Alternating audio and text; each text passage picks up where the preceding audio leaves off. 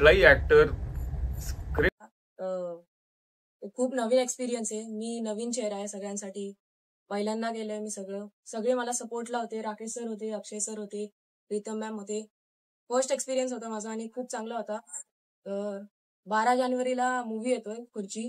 तुम्ही नक्की चित्रपटगृहात जाऊनच बघा. धन्यवाद.